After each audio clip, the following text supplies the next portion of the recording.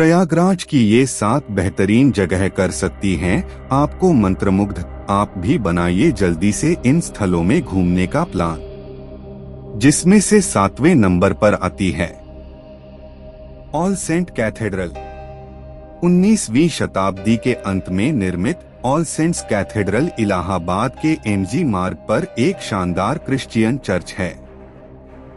राज्य के खूबसूरत चर्चों में से एक यह पर्यटकों और तीर्थयात्रियों के बीच बेहद लोकप्रिय है।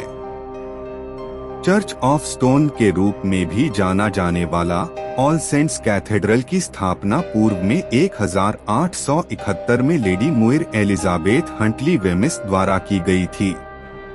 6ठे नंबर पर आता है प्रयागराज का अशोक स्तंभ। गुप्त युग का एक महत्वपूर्ण अवशेष इलाहाबाद स्तंभ मौर्य सम्राट अशोक द्वारा स्थापित कई स्तंभों में से एक है। बलुआ पत्थर से निर्मित इस संरचना में चौथी ईसा पूर्व और 17वीं शताब्दी के समुद्रगुप्त और जहांगीर युग के शिलालेख हैं। हालांकि इलाहाबाद किले को इसकी मूल जगह से अशोक इलाहाबाद किले में स्थानांतरित कर दिया गया था, जो कि वर्तमान में सेना की भूमि है। इस प्रकार इलाहाबाद स्तंभ पर जाने से पहले पर्यटकों को पहले अनुमति लेनी पड़ती है। 5वें नंबर पर आता है जवाहर तारामंडल। आनंद भवन के बगल में स्थित और 1979 में निर्मित जवाहर तारामंडल विज्ञान और इतिहास का सही संगम है। हर साल जवाहरलाल नेहरू मेमोरियल लेक्चर नामक एक भव्य कार्यक्रम भी तारामंडल में आयोजित किया जाता है और यह मेहमानों के लिए सौर मंडल और अंतरिक्ष से जुड़े कई शो भी आयोजित करता है। इलाहाबाद में रहते हुए कुछ समय तारामंडल में अवश्य बिताएं। ग्रहों की चाल के बारे में जानने के लिए आप यहाँ के किसी भी शो में भाग ले सकते हैं या कभी कभार यहाँ आयोजित होने वाले विशेष मेलों और लेक्चर का हिस्सा बन सकते हैं। 4थे नंबर पर आता है प्रयागराज का किला। 1583 में निर्मित वास्तुकला का यह खूबसूरत नमूना पर्यटकों को शहर के समृद्ध इतिहास की याद दिलाने के लिए प्रयागराज के त्रिवेणी संगम में मौजूद है। कहा जाता है कि प्रसिद्ध मुगल सम्राट अकबर इलाहाबाद की आभा से बहुत प्रभावित हुआ था। नतीजतन उन्होंने इस क्षेत्र में एक भव्य किले का निर्माण करने का फैसला किया। यह किला क्षेत्र के हिंदुओं के लिए एक पवित्र वृक्ष अक्षयवट को कवर करने के लिए बनाया गया था। भारतीय पुरातत्व सर्वेक्षण ने इलाहाबाद किले को राष्ट्रीय महत्व के स्मारक के रूप में वर्गीकृत किया है और पर्यटकों के लिए इसके अंदरूनी हिस्से का रखरखाव करता है। किले के कुछ हिस्सों में शिलालेखों के साथ बाहरी भाग में मुगल वास्तुकला को देख सकते हैं। यह प्रयागराज में घूमने के लिए सबसे अच्छी जगहों में से एक है। 3रे नंबर पर आता है प्रयागराज का आनंद भवन।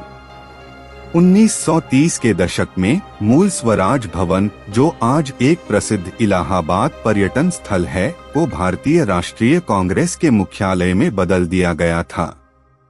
नतीजतन मोतीलाल नेहरू को अपने और अपने परिवार के रहने के लिए एक और हवेली खरीदनी पड़ी और इसे आनंद भवन कहा जाता था। आज यह एक ऐतिहासिक गृह संग्रहालय है जिसमें जवाहर तारामंडल भी है।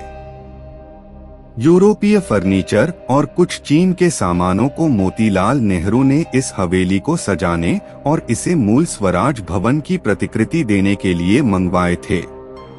1970 में जवाहरलाल नेहरू की बेटी इंदिरा गांधी द्वारा हवेली को भारत सरकार को दान कर दिया गया था। तभी से इसके रखरखाव की जिम्मेदारी सरकार पर है। 2रे नंबर पर आता है प्रयागराज का खुसरो बाग। लुकरगंज में स्थित खुसरो बाग इलाहाबाद के सबसे लोकप्रिय पर्यटन स्थलों में से एक है। खुसरो बाग की संरचना में आप मुगल वास्तुकला को देख सकते हैं। खुसरो बाग में 3 शानदार ढंग से डिजाइन किए गए बलुआ पत्थर के मकबरे हैं, जो शाह बेगम, खुसरो मिर्जा और निथार बेगम सहित मुगल राजघरानों को श्रद्धांजलि देते हैं। ये सभी अकबर के बेटे जहांगीर से संबंधित थे। ये बाग अमरूद के पेड़ों और गुलाबों के एक विस्तृत सुंदर बगीचों से सजा हुआ है। यह प्रयागराज में घूमने के लिए सबसे खूबसूरत जगहों में से एक है। नंबर 1 में आता है प्रयागराज का त्रिवेणी संगम। हिंदू धर्म में 3 सबसे महत्वपूर्ण नदियों का मिलन त्रिवेणी संगम इलाहाबाद में स्थित एक पवित्र स्थान है। यह इलाहाबाद में घूमने के लिए सबसे लोकप्रिय और पवित्र स्थानों में से एक है और अक्सर धर्म के कुछ सबसे महत्वपूर्ण मेलों और त्योहारों की मेजबान करता है। संगम में गंगा, यमुना और सरस्वती नदियां मिलती हैं। इस क्षेत्र की लोकप्रियता के कारण इलाहाबाद के पूरे शहर को कभी-कभी संगम भी कहा जाता है। हर 12 साल में इस स्थान पर कुंभ मेला नामक एक अविश्वसनीय रूप से शुभ त्योहार आयोजित किया जाता है, जबकि हर 6 साल में अर्ध कुंभ का आयोजन यहाँ किया जाता है। इन दोनों त्योहारों पर पर्यटकों और स्थानीय लोगों की भारी भीड़ देखी जाती है। जहाँ नदियाँ मिलती हैं, वहाँ हिंदू डुबकी लगाते हैं। ऐसा माना जाता है कि पवित्र जल को छूने से सभी जन्मों के पाप धुल जाते हैं। यदि आप गंगा और यमुना के बहते पानी में बोटिंग करते हैं, तो आप 2 नदियों के पानी के रंगों में अंतर देख सकते हैं। दोस्तों, इसी तरह के और इंटरेस्टिंग वीडियो देखने के लिए मेरे चैनल को सब्सक्राइब करें। धन्यवाद।